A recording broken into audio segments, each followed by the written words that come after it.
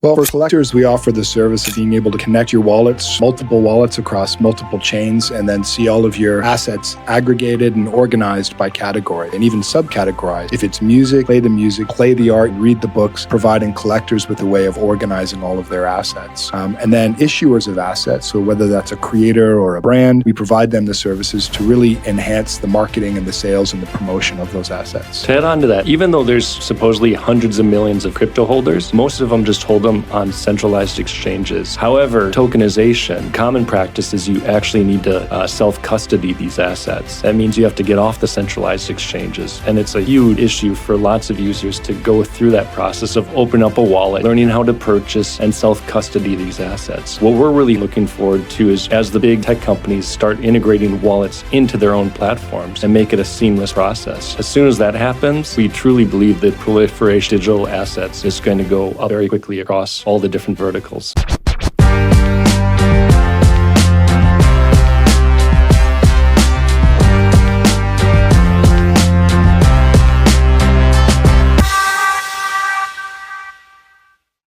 All right, we're really excited to be here. Thanks so much for having us. And we're going to introduce our project, which is Curate. Hey guys, nice to meet you. Look forward to talking about Curate.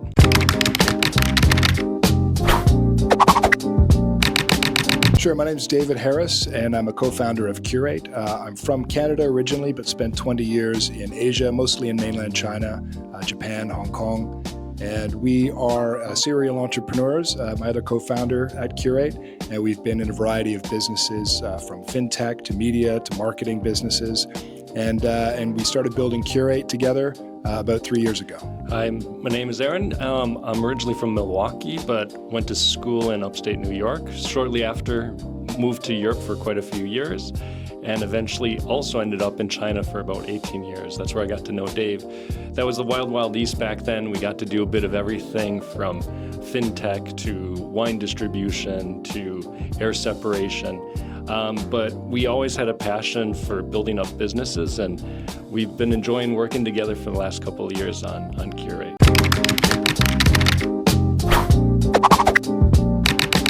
We are building Curate. It's a global registry for tokenized assets. You can think of it as the Google for tokenized assets. So right now, assets across art, culture, media, entertainment, gaming are all being tokenized. Every industry is experimenting with it, but it's very fragmented. So across multiple wallets, you've got billions of assets that have been tokenized, and there's no common place to find them, to understand what they're for, or to even use or monetize them.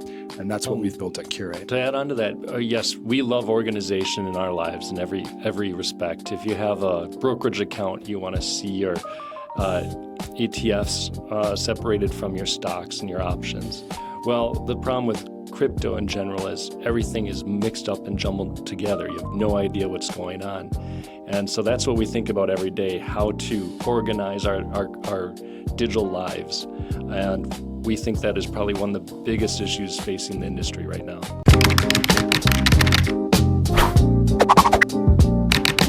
We started building Curate or conceptualizing it about 3 years ago, and we really started putting code down about 2 years ago. We've had a couple of adjustments that we've had to make to the code and the team, a couple of pivots, but I'd say for about the last year and a half, we've been building the product that you can see now at curate.io. I initially had the idea when the NFT craze was happening. Bought way too many NFTs back in the day, and was always so frustrated with having 5 different wallets across all the different blockchains and going on to 50 different Discords and a bunch of other Twitters, and it was just too chaotic, and I thought there had to be a way that was much easier than doing that. And so we've been thinking ever since, how do you sort of integrate and aggregate all of those user experiences into one platform, and that's Curate.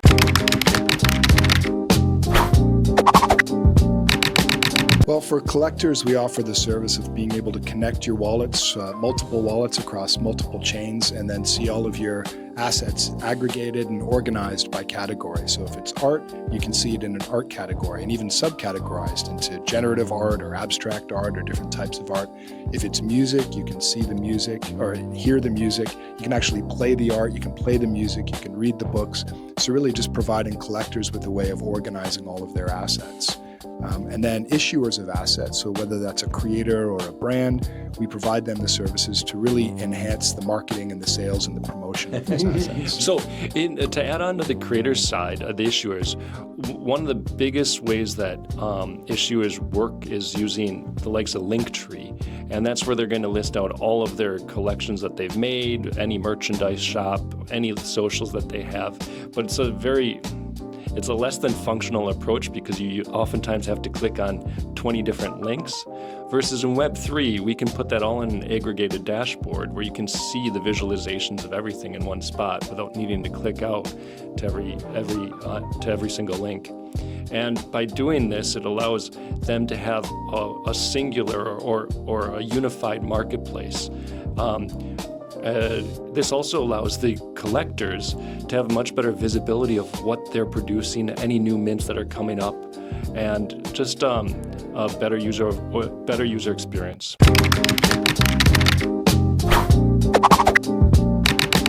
Well, there are a lot of challenges that we have to face, from how to make sure that we're getting the right production out of our dev team to understanding what aspect of the product we need to prioritize.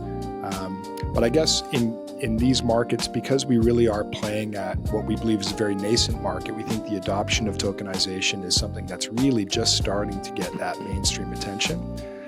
It's really about how do you build and stay strong enough and long enough to intercept when the market adoption really takes place. So it's really about how to stay alive and thrive while we're looking for that adoption to take place. To add on to that, even though there's supposedly hundreds of millions of crypto holders, most of them just hold them on centralized exchanges, and it's usually the dominant tokens such as Bitcoin and Ethereum. However, in tokenization, the common practice is you actually need to self-custody these assets. That means you have to get off the centralized exchanges. And it's a huge issue for lots of users to go through that process of opening up a wallet, learning how to purchase and self-custody these assets. What we're really hoping for and looking forward to is as the big tech companies start integrating wallets into their own platforms and make it a seamless process. As soon as that happens, we truly believe the proliferation of digital assets is going to go up very quickly across all the different verticals.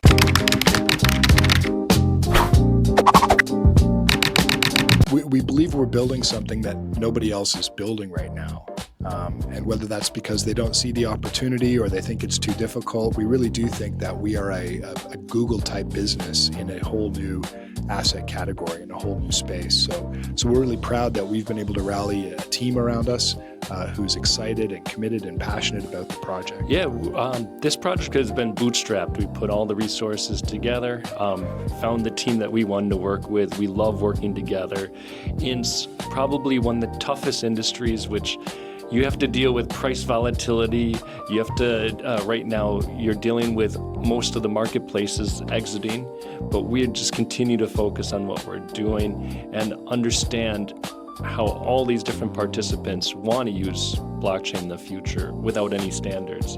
And it's basically the biggest puzzle you could possibly imagine. And we enjoy it.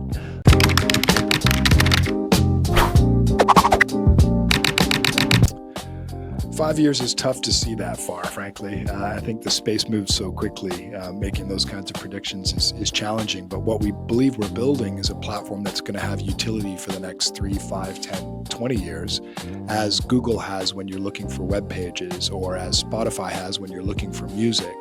So for that discoverability and for that ability to understand and find and utilize these different assets, we think that we're going to be a go-to platform for that in less than 5 years.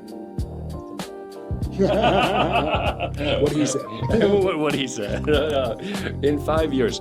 What we're constantly talking about is what does the future of a business look like ours look like in terms of human, the humans behind it. Because the more we're looking at it, we're looking at different types of AI tech to automate most of these flows and processes. So what we truly hope is to create a business that does become that registry across all these chains, but use a very, very new approach that's using the tools available, and who knows where that's going to go over the next 5 years.